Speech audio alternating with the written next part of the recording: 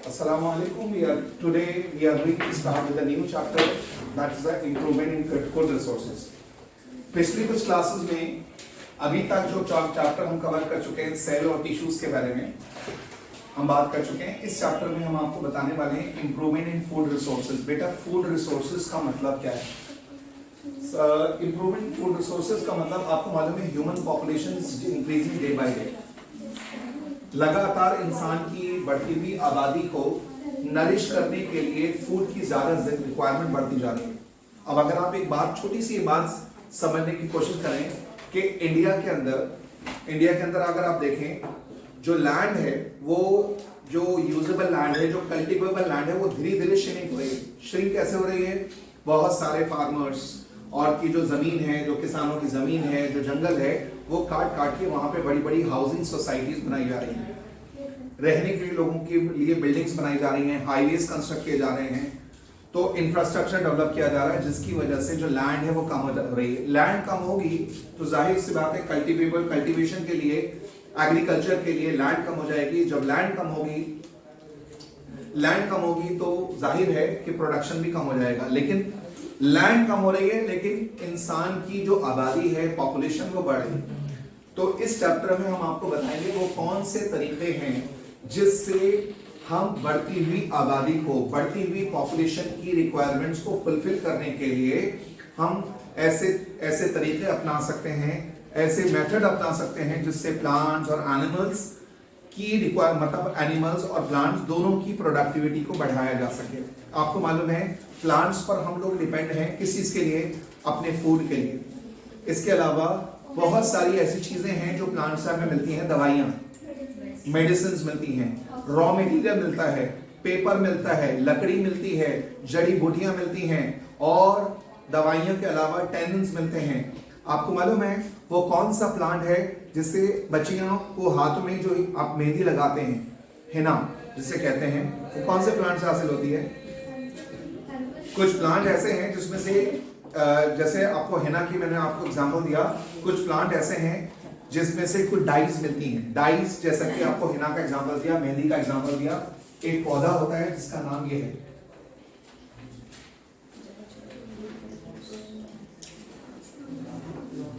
लॉसोनिया एनर्विस, जिसको आम जबान में किस नाम से जानते हैं बेटा? हिना, मेहंदी। ऐसे ही एक प्लांट है जिसका नाम आप बच्चे जानते होंगे, अकेशिया कटेचू। अकेशिया कटेचू एक प्लांट है जिसको आम जबान में क्या कहा जाता है? कत्था। जो कत्था होता है, जो पान में डलता है, वो इसी प्लांट से डिराइव है। इसी तरह के अलावा पौधों से लकड़ी, वुड, इसके अलावा पल्प, पेपर इंडस्ट्री में इसका पल्प इस्तेमाल होता है और दवाइयां बनती हैं और मेडिसिनल पर्पस के लिए बहुत सारे केमिकल्स इससे हमें प्लांट से मिलते हैं। प्लांट्स का इस्तेमाल खाने के अलावा बहुत सारी चीजों के लिए होता है। आपको मालूम है तुलसी के पत्तों का मेडिसिनल यूज है। इसी के अलावा आपको मालूम है नीम के पत्तों को, नीम की मेडिसिनल प्रॉपर्टीज हैं। एक प्लांट का नाम सुना होगा अश्वगंधा, तेज पत्ता, इलायची, लौंग, ये सारे प्लांट मेडिसिनल पर्पस के लिए इस्तेमाल होते हैं। अपार्ट फ्रॉम दैट तो जाहिर है कि हमारी population, human population is increasing, तो हमें ऐसे मेथड्स अपनाने होंगे कि हमारी फसल भी बढ़े, हमारी प्रोडक्टिविटी अच्छी हो, क्वालिटी अच्छी हो। इसके अलावा हम एनिमल्स पर भी डिपेंड करते हैं बेटा। एनिमल्स पे हम डिपेंड करते हैं बहुत सारी चीजों के लिए। एनिमल्स पर हम डिपेंड करते हैं as a beast of burden, उनको ऊपर अपना बोझ डालने के लिए, सामान ढोने के लिए। एनिमल्स को हम इस्तेमाल करते हैं खाने के लिए, एनिमल्स को इस्तेमाल करते हैं अंडे के लिए, एनिमल्स को इस्तेमाल करते हैं दवाइयों के लिए, एनिमल्स को इस्तेमाल करते हैं चमड़ी के लिए, लेदर के लिए, एनिमल्स को इस्तेमाल करते हैं खुशबू के लिए। एनिमल्स को खुशबू के लिए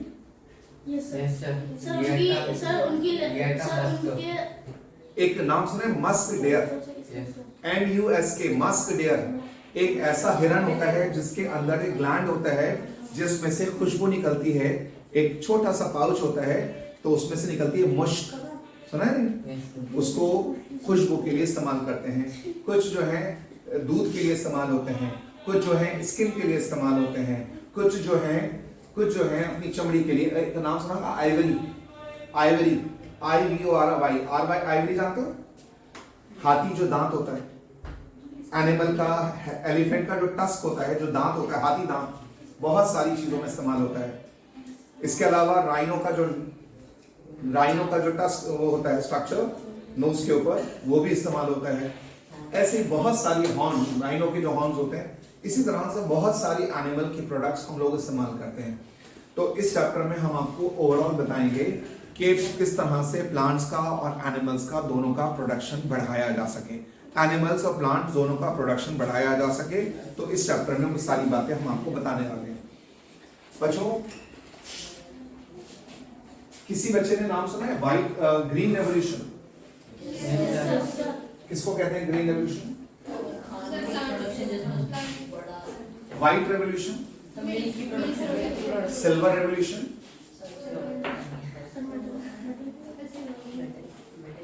या ब्लू रेवोल्यूशन?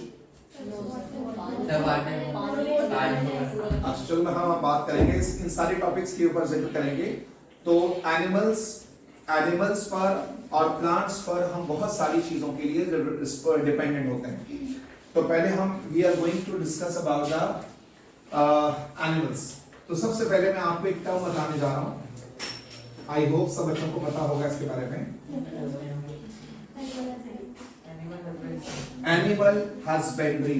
एनिमल हस्बेंड्री कहते हैं एक ऐसी प्रैक्टिस जहां पर एनिमल्स को पाला जाता है, एनिमल को कल्चर किया जाता है, एनिमल की ब्रीडिंग कराई जाती है, एनिमल्स की केयर की जाती है, उनकी प्रोडक्टिविटी को बढ़ाने के लिए, उनका प्रोडक्शन बढ़ाने के लिए, ताकि उनसे मिलने वाले जो प्रोडक्ट्स हैं वो भी हमें ज्यादा क्वांटिटी में, ज्यादा मिकदार में हासिल हो सके। जब एनिमल्स को आप पालेंगे, जब एनिमल का प्रोडक्शन कराएंगे, जब एनिमल की कल्चरिंग कराएंगे, ब्रीडिंग कराएंगे और एनिमल की केयरिंग करेंगे, तो उससे एनिमल की तादाद बढ़ेगी, और एनिमल की तादाद बढ़ेगी तो उसको खाने के लिए, उसको और चीजों के लिए हम इस्तेमाल कर पाएंगे। जैसे आप बच्चे जानते हैं, हमारी हिंदुस्तान की, इंडिया की जो पॉपुलेशन है, इंडिया की पॉपुलेशन को नरिश करने के लिए दूध चाहिए, मिल्क चाहिए। लेकिन आपको मालूम है, इंडिया के पास जितनी कैटल है, वो उससे जो मिल्क मिलता है, जो मिल्क हमारे कंट्री में अवेलेबल है, अगर सही ऑनेस्टली उस मिल्क का डिस्ट्रीब्यूशन किया जा सके, तो डिस्ट्रीब्यूशन किया जाए, तो मुमकिन है कि हमारी कंट्री के लोगों को ही दूध की जो रिक्वायरमेंट है वो पूरी नहीं हो पाएगी। तो उसको रिक्वायरमेंट को पूरा करने के लिए उसमें बहुत सारी चीजें, एडल्ट्रेशन, मिलावट की जाती है, पानी मिलाया जाता है, बहुत सारी चीजें। आपको मालूम है, कोई बच्चा बता सकता है which country is known as the largest producer of milk in the world? किस कंट्री को एक अच्छा प्रोडक्शन माना जाता है, प्रोड्यूसर माना जाता है मिल्क का? एक नाम सुना है, डेनमार्क। डेनमार्क को एक अच्छा मिल्क प्रोड्यूसर माना जाता है क्योंकि वहां पर इनफ सरप्लस क्वांटिटी में मिल्क होता है। वहां पर पहले इतना मिल्क क्वांटिटी होती थी कि उनके पास स्टॉक करने का स्पेस नहीं होता था। पहले लोग क्या करते थे, रोड पर उसको डिस्कार्ड कर दिया जाता था। दूध इतना होता था कि उनको डिस्कार्ड करना पड़ता था। लेकिन अब उन्होंने क्या किया स्टार्ट किया है, उन दूध को सुखाकर उनके पैकेज बना के, जो ड्राई मिल्क जो अब मिलता है, पूरी दुनिया में वो एक्सपोर्ट करते हैं। तो बच्चों, क्या वजह है कि हमारी कंट्री के पास कैटल की पॉपुलेशन सबसे ज्यादा है, उसके बावजूद हमारी कंट्री में दूध का प्रोडक्शन और चीजों का प्रोडक्शन इतना नहीं है? उसकी एक वजह है जो हमारी कंट्री में जो एनिमल इस्तेमाल होते हैं उनकी प्रोडक्टिविटी कम है। जैसे आपने नाम सुना होगा, कुछ इंडिया के अंदर कुछ वैरायटीज होती हैं, एक बफलोज की और काउस की कुछ वैरायटी का नाम सुना होगा, महसाना सुना होगा, सूरती सुना होगा, मर्रा सुना होगा, साहिवाल सुना होगा। ये कुछ अच्छी ब्रीड्स के नाम बता रहा हूं जो इंडिया में इस्तेमाल होते हैं। लेकिन इनमें जो दूध का प्रोडक्शन है वो जो होता है उसके मुकाबले में जो फॉरेन ब्रीड्स हैं, जैसे जर्सी काउ का नाम सुना होगा। जर्सी काउ का जो मिल्क का प्रोडक्शन है वो एक दिन में तकरीबन 35 से 40 लीटर दूध दे देती है, 35 लीटर दूध एक दिन में। जबकि इंडिया की जो ब्रीड है तकरीबन 11 से 9, 10, 11, 15 लीटर तक दूध देती है। तो प्रोडक्टिविटी उन काउस की बहुत अच्छी है। तो इस वजह से एक वजह यह है कि हमारे पास जो वैरायटीज हैं, जो ब्रीड्स हैं, वो अच्छी नहीं है। तो हम इसमें एनिमल हस्बेंड्री में आपको बताने वाले हैं कि दूध के प्रोडक्शन के लिए, अंडों के प्रोडक्शन के लिए और मछलियों के प्रोडक्शन के लिए बहुत सारे स्टेप्स उठाए जा रहे हैं और जाते हैं। एनिमल हस्बेंड्री एक फार्मिंग प्रैक्टिस है, एक ऐसी प्रैक्टिस है जिसमें एनिमल्स को हम पालते हैं, एनिमल्स की केयर करते हैं, एनिमल्स की ब्रीडिंग कराते हैं, लार्ज स्केल पे एनिमल्स को मल्टीप्लाई कर उनके प्रोडक्ट्स को ज्यादा क्वांटिटी में बढ़ाने के लिए ये टेक्निक अपनाते हैं जिसका नाम है एनिमल हस्बेंड्री। एनिमल हस्बेंड्री में मैं आपको क्या क्या चीजें बताने वाला हूं, जरा सुनेंगे। हम बात करेंगे किसकी? Dairy farming. फिर बात करेंगे पोल्ट्री फार्मिंग। फिर बात करेंगे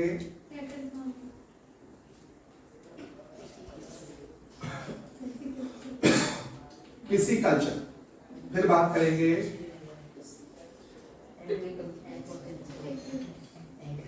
एक्वाकल्चर। फिर बात करेंगे एपीकल्चर। तो ये सारी चीजें हम एक एक करके बात करने वाले हैं। डेयरी फार्मिंग आपको नाम से अंदाजा रहा होगा, एक ऐसी फार्मिंग, एक ऐसा प्रैक्टिस जिसमें हम उन एनिमल्स को पालते हैं, उन एनिमल्स की ब्रीडिंग कराते हैं, उन एनिमल्स की केयरिंग करते हैं, ब्रीडिंग करते हैं जो हमें दूध देते हैं। लाइव स्टॉक एनिमल्स हैं जिसमें काउज आती हैं, बफलो आती है, याक आता है और कैमल आती है, कैमल है और गोट है, शीप है। ये सारे एनिमल दूध देने वाले जो एनिमल्स हैं, इनका पालना, इनकी केयरिंग करना, इसको कहते हैं डेयरी फार्मिंग। याक भी दूध देता है। याक से भी दूध मिलता है बच्चों। अगर आप अरुणाचल प्रदेश जाएं, ठंडे इलाकों में, सिक्किम, अरुणाचल प्रदेश, ऐसे ठंडे इलाकों में पाए जाएंगे, तो वहां पर अक्सर आपको जो दूध मिलेगा वो किसका होगा? याक। क्यों? क्योंकि वहां की जो क्लाइमेटिक कंडीशन है बेटा, वहां पे नॉर्मल एनिमल्स का सर्वाइव करना बड़ा मुश्किल होता है, ठंड बहुत ज्यादा होती है। तो इसकी वजह से आपको वहां पर ये एनिमल, बाकी जो एनिमल्स होंगे उनके सर्वाइवल चांसेस कम होते हैं।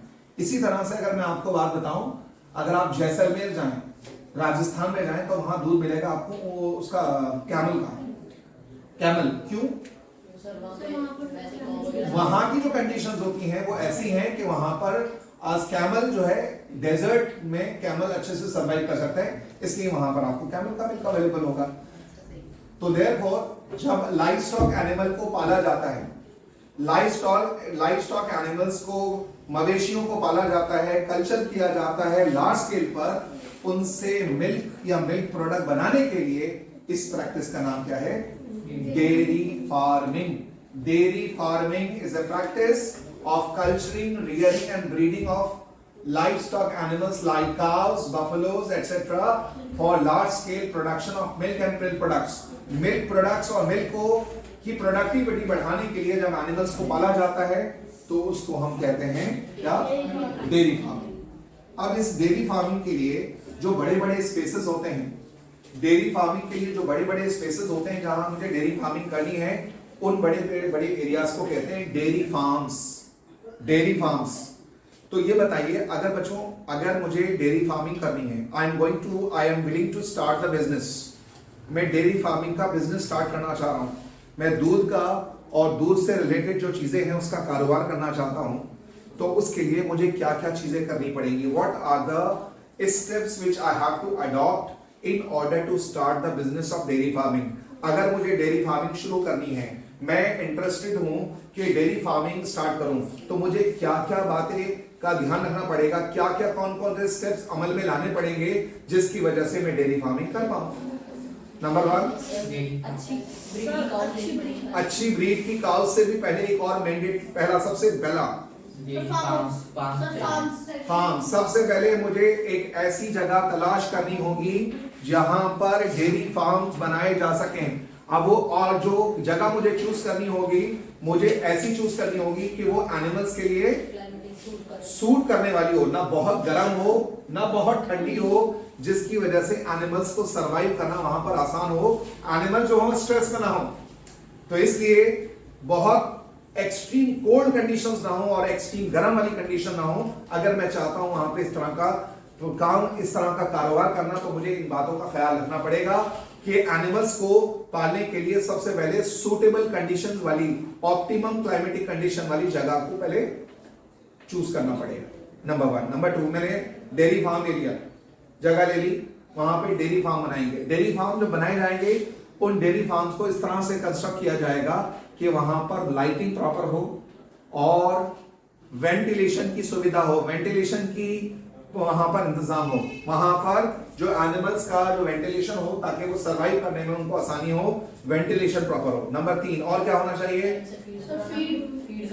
उससे पहले, उसके बाद मुझे अच्छी ब्रीड के एनिमल चाहिए होंगे। अच्छी ब्रीड जो आप कह रहे थे, अच्छी, उसको कहते हैं HYV, हाई यील्डिंग वैरायटीज। जैसे प्लांट्स के अंदर हाई यील्डिंग वैरायटी के सीड्स होते हैं, ऐसे ही हाई यील्डिंग वैरायटीज की काउज एंड बफलोज भी होती हैं।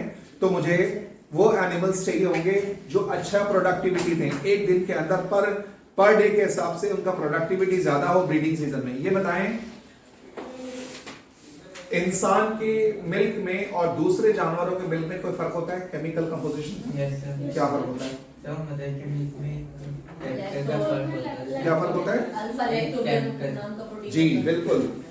हम ह्यूमन मदर की बात करें तो इंसान की मदर के मिल्क में प्रोटीन होता है, जो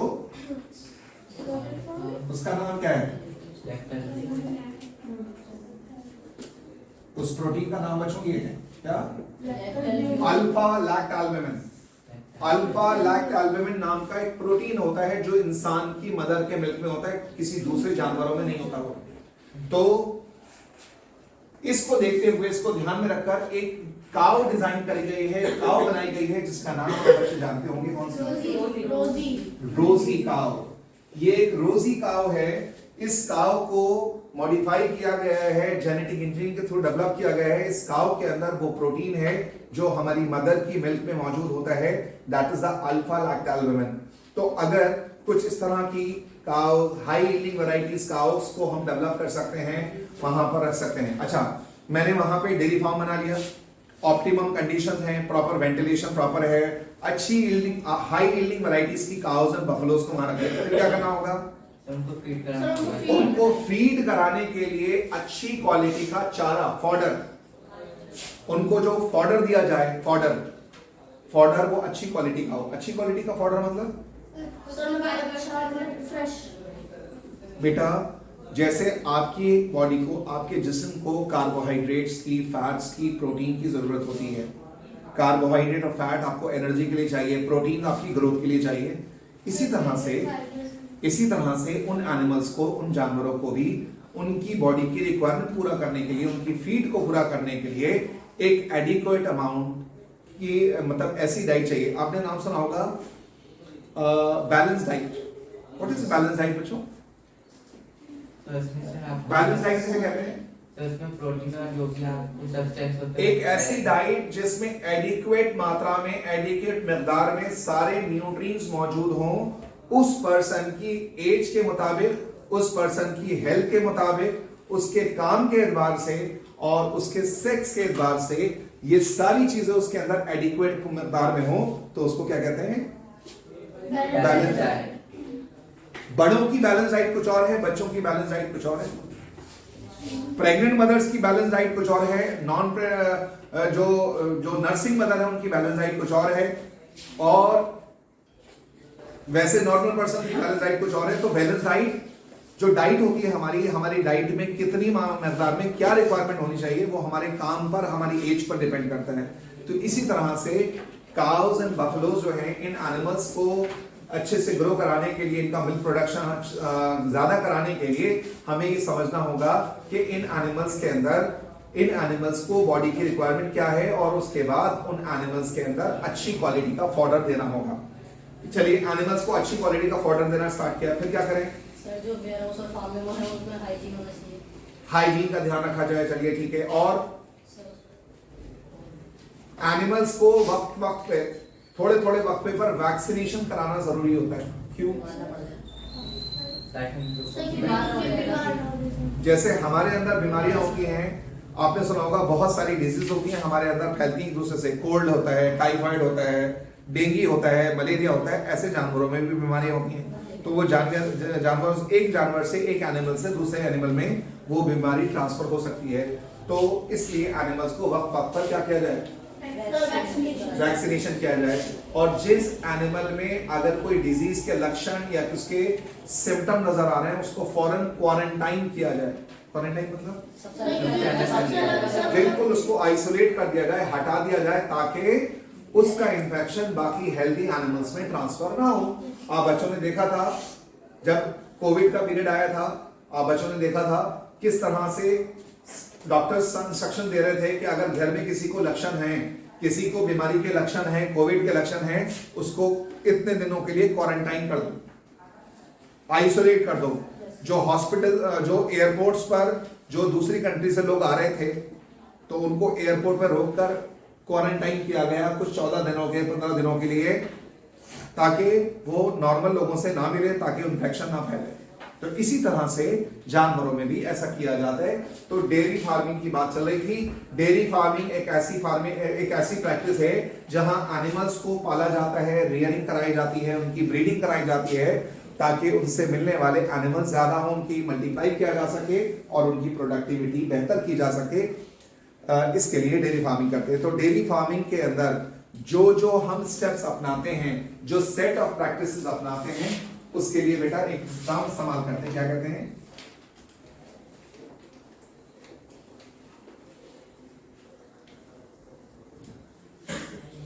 क्या कहते हैं इसको? Dairy farm management. Dairy farm को मैनेज करने के लिए जिन स्टेप्स का जो स्टेप्स अपनाए जाते हैं, उनको डेयरी फार्म मैनेजमेंट कहते हैं। इसमें अभी आपको बताया, सबसे पहले selection of suitable place with optimal climatic condition for the survival of animals। वहां पर एक ऐसी जगह का इंतखाब करना, एक ऐसी जगह को चुनना जहां पर एनिमल्स अच्छे से जिंदा रह सकें, सरवाइव कर सकें। दूसरा वहां पर जो डेयरी फार्म्स हो should be well ventilated, well hygienic होने चाहिए। Number 3, selection of high yielding varieties of cattle. अच्छी क्वालिटी के, अच्छी वैरायटी के कैटल का इंतखाब किया जाए, चुना जाए, जो एनिमल्स अच्छी मिकदार में मिल्क प्रोड्यूस करते हो ब्रीडिंग सीजन में। जैसा मैंने अभी जर्सी काऊ का जिक्र किया था कि एक दिन में 30 से 35 लीटर दूध देती है एक दिन में। तो ऐसी हमें काउस का कल सिलेक्शन करना है, बफलोज का, जो एक दिन में बहुत ज्यादा दूध देते हैं। फिर उसके बाद इसके अलावा मैंने आपसे कहा उन एनिमल्स को हैंडल करने के लिए और उन एनिमल को नरिश करने के लिए अच्छी क्वालिटी का फॉडर दिया जाए, उनको टाइम टू टाइम वैक्सीन दी जाए, और कोई एनिमल अगर इन्फेक्टेड है तो उस एनिमल को वहां से अलग कर दिया जाए, आइसोलेट कर दिया जाए, ताकि वो बीमारी दूसरे एनिमल्स में, हेल्दी एनिमल में ट्रांसफर ना हो। बात समझ आ गई? ये है डेयरी फार्मिंग। अच्छा, एक बात ये बताएं बच्चों, डेयरी फार्मिंग जब की जाती है या डेयरी फार्मिंग प्रैक्टिस जब अपनाई जाती है, तो उसमें जो दूध होता है, मिल्क, जो अच्छे वेस्टर्न कंट्रीज में जो डेयरी फार्म्स होते हैं, वहां पर सारा काम मशीनों से होता है। मिल्किंग जो होती है, जानवरों की जो मिल्किंग होती है, वो भी मशीन से होती है, मशीन से होती है। और उसके बाद जो मिल्क इकट्ठा होता है, तो अगर आप डेयरी फार्मिंग कर रहे हैं तो डेयरी फार्म मैनेजमेंट में आपको ये भी पता होना चाहिए मिल्क जो है उसको आपको स्टोर कहां करना है, कैसे स्टोर करना है, और फिर उसके बाद मिल्क को पैक करना है, कैसे पैक करना है, फिर मिल्क को ट्रांसपोर्ट। मान लीजिए आपका डेयरी फार्म जो है गुजरात में आपका डेयरी फार्म है, आपको दिल्ली तक दूध लाना है, तो आपको ये पता होना चाहिए कि वो दूध बाय रोड अगर दिल्ली आता है तो इतना लंबा सफर करने के बाद वो जब दिल्ली पहुंचेगा तो उसको इस दौरान वो खराब होने से बचाने के लिए क्या किया जाए। तो आपने देखा होगा रोड पर कई बार जो अलग अलग कंपनीज हैं, मदर डेयरी, अमूल, इनकी बड़ी बड़ी गाड़ियां होती हैं, कंटेनर्स होते हैं, उस पर लिखा होता है रेफ्रिजरेटेड वैन्स। रेफ्रिजरेटेड, जैसे फ्रिज होता है आपके घर में, उन गाड़ियों के अंदर फ्रिज होता है, सारे मिल्क प्रोडक्ट्स को उसमें रख के लाया जाता है ताकि वो रास्ते में खराब ना हो, ताकि उनकी प्रोसेसिंग जो हो वो खराब ना हो, लाने में वो खराब ना हो, जाया ना हो, इसलिए ये सब उसी का पार्ट होता है। उसके बाद बच्चों आपको मालूम है आजकल मार्केट में सिंथेटिक मिल्क अवेलेबल होता है। सिंथेटिक मिल्क जो आजकल मिलावट वाला जो मिल्क आता है सिंथेटिक मिल्क, उसमें जानते हो मिल्क जो सिंथेटिक मिल्क होता है उसमें होता क्या है? जो सिंथेटिक मिल्क बाजार में अवेलेबल है, सिंथेटिक, देखिए पानी मिला हो तो बड़ी कॉमन बात है, पानी के अलावा उसके अंदर एक तो होता है चॉप पाउडर, एक होता है सिंगाड़े का आटा, सिंगाड़े का आटा, थोड़ा होता है यूरिया पाउडर, डिटर्जेंट, और एक वर्ड और आपने सुना होगा मेलामाइन। मेलामाइन समझते हैं? मेलामाइन जो टाइल्स के अंदर मेलामाइन का इस्तेमाल किया जाता है, जो टाइल्स होते हैं फ्लोर के टाइल्स उसमें मेलामाइन होता है, तो दूध में मेलामाइन पाउडर भी डालते हैं ताकि उसको थोड़ा सा गाढ़ा किया जा सके, जिसको आप कहते हैं आम जबान में जैसे कहते हैं ना मलाई का आना, क्रीम का आना, वो क्रीम ज्यादातर उसी से बनती है मेलामाइन पाउडर से। तो मेलामाइन है, चॉप पाउडर है, सिंगाड़े का आटा होता है, यूरिया पाउडर होता है, डिटर्जेंट होता है, इसको मिलाकर ये सिंथेटिक मिल्क बनता है। आपने हर साल सुनते होंगे दिवाली पर, फेस्टिवल पर 3000 2000 टन नकली खोया पकड़ा गया, मार्केट से सीज किया गया। हर साल ऐसा होता है क्योंकि जब मिल्क प्रोडक्शन जो है फेस्टिवल्स पे जब मिल्क की डिमांड ज्यादा हो जाती है तो बहुत सारे लोग क्या करते हैं, वो मिल्क के अंदर मिलावट करके सिंथेटिक मिल्क बनाते हैं। इस समझ आ गई? मिलावट को कहते हैं एडल्ट्रेशन। एडल्ट्रेशन बहरहाल, तो अगर आप मिल्क प्रोडक्शन को बेहतर बनाना चाहते हैं, प्रोडक्टिविटी बनाना चाहते हैं, तो आपको डेयरी फार्म मैनेजमेंट करना होगा, अच्छी क्वालिटी के एनिमल्स, अच्छी क्वालिटी का फॉडर, टाइम टू टाइम को वैक्सीनेशन कराना, और उन एनिमल्स के अंदर अच्छी क्वालिटी को फीड कराने के बाद हाइजीन का ध्यान रखना। उससे क्या होगा? अच्छा हम क्या बच्चों, हम ऐसा नहीं कर सकते, अगर हमें मैंने जर्सी काऊ की आपका जिक्र किया, क्या हम एनिमल्स को इंपोर्ट नहीं कर सकते वहां से? जो अच्छी क्वालिटी के एनिमल्स हैं क्या दूसरे कंट्री से इंपोर्ट नहीं कर सकते? बेटा दूसरे कंट्री से अगर आप एनिमल्स को इंपोर्ट करेंगे तो नॉर्मली ये होता है, अमूमन ये होता है, जो एनिमल्स को आप इंपोर्ट करेंगे यहां पर आकर वो एनिमल बीमार पड़ जाते हैं। क्यों? क्लाइमेटिक कंडीशंस को झेल नहीं पाते, कोप अप नहीं कर पाते, टॉलरेट नहीं कर पाते। जैसे कोई ठंडे इलाके से आप एनिमल को लेकर आए, आप दिल्ली में, हरियाणा में या पंजाब में या राजस्थान में लेकर आए, तो वो एनिमल आके बीमार पड़ जाते हैं।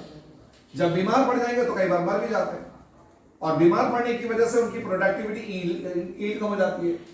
तो उसका कोई तरीका है कि ताकि हम एनिमल की प्रोडक्टिविटी पे बढ़ जाए? कोई तरीका है? इन्हें देखें, उसका एक तरीका होता है मेरे बच्चों।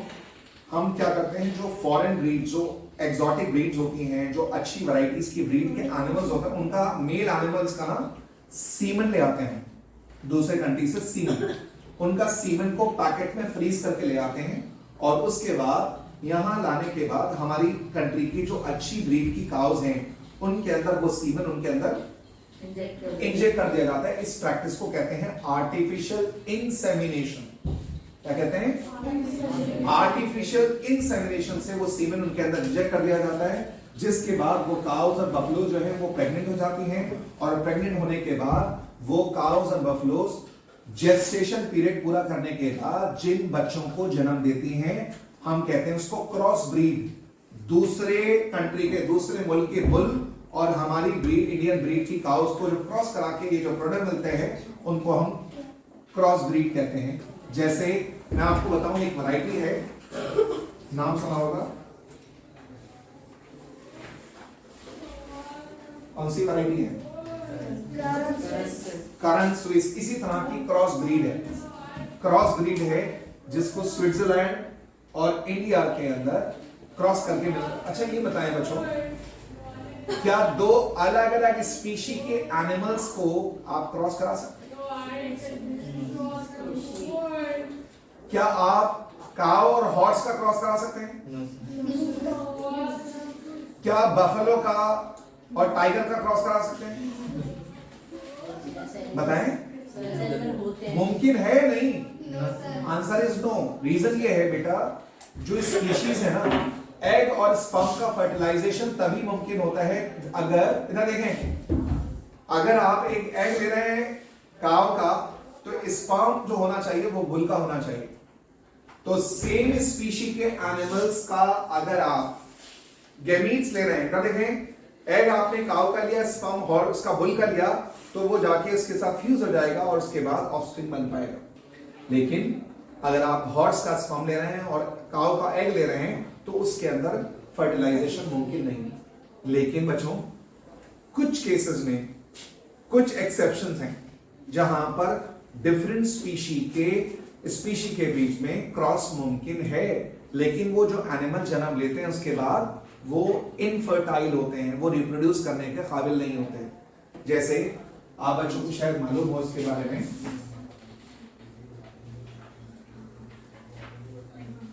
नाम सुना है? टाइगॉन कहते हैं दो स्पीशी का हाइब्रिड जिसमें मेल टाइगर और फीमेल लाइन को जो ब्रीड कराते हैं, क्रॉस कराते हैं, तो उससे जो रिजल्ट आता है उसका नाम क्या है मेरे बच्चों? टाइगॉन। ऐसे ही एक एनिमल है, कौन सा? लाइगर का मतलब होता है मेल लाइन फीमेल टाइगर का जो ब्रीडिंग कराते हैं उससे जो प्रोडक्ट आता है उसका नाम लाइगर है। ऐसे ही एक नाम बच्चों ने सुना होगा, ज़ीब्रा का मतलब है मेल हॉर्स और फीमेल ज़ीब्रा को जब ब्रीड कराते हैं, क्रॉस कराते हैं, तो उससे जो हाइब्रिड बनता है उसका नाम क्या है बच्चों? ज़ीब्रा। ऐसे ही एक नाम सुना होगा आपने, म्यूल। एक आपने नाम सुना होगा, कौन सा? हिनी। ये सारे के सारे एनिमल जो मैंने आप बच्चों को बताए हैं, ये कैसे हैं बच्चों? हाइब्रिड्स। दो स्पीशी के हाइब्रिड्स हैं, दो स्पीशी के हाइब्रिड्स हैं। ये इनके अंदर दोनों अलग अलग एनिमल के फीचर्स तो होंगे, लेकिन ये रिप्रोड्यूस करने के काबिल नहीं है, ये आगे अपनी प्रोजेनी को आगे नहीं बढ़ा सकते। क्या पौधों में भी हाइब्रिड बनाए जा सकते हैं बच्चों? एग्जाम्पल बताएं। ऑरेंज भी एक हाइब्रिड है। एक नाम सुना आपने, pomato? POMATO, pomato. Pomato is a hybrid of potato and tomato. Potato and tomato का जो हाइब्रिड है दैट्स कॉल्ड द पोमैटो। सुना है नाम? नहीं? अच्छा, एक और चीज मुझे बताएं बच्चों, अगर दो प्लांट के फीचर्स मुझे एक प्लांट में चाहिए, मुमकिन है मिल जाएंगे? नहीं। कैसे? इधर देखें, समझिए। मान लो मेरे पास एक प्लांट है जिसके अंदर रेड कलर के रोजेस आते हैं, गुलाब का पौधा है, उसमें लाल कलर के सब गुलाब आते हैं। और मेरे पास एक प्लांट है जिसके अंदर येलो कलर के रोजेस आते हैं। मैं चाहता हूं मेरे पास ऑरेंज कलर के रोजेस भी आने लगे, मुमकिन है? क्या मुमकिन है? कैसे?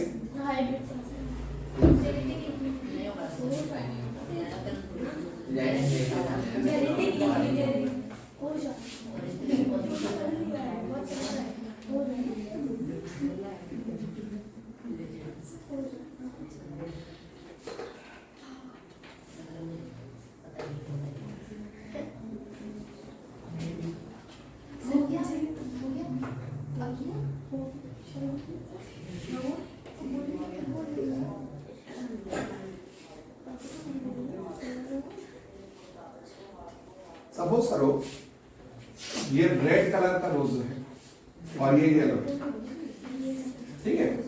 अब आप चाहते हैं इसमें दोनों की क्वालिटीज मिक्स हो जाएं, तो आप क्या करें, इसको काट दीजिए,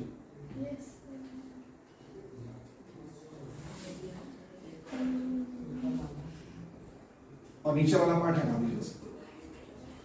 ऊपर वाला पार्ट आपने चूज किया, इस ऊपर वाला जो पार्ट है ना, जो आपने लिया है, चूज किया है,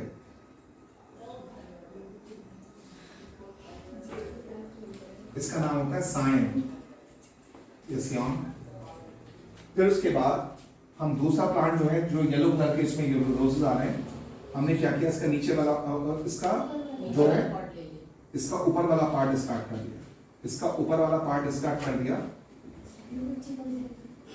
इधर देखें, इसको ऊपर वाला पार्ट में हटा दिया, नीचे वाला पार्ट सिलेक्ट किया। इसको क्या कह रहे हैं बेटा?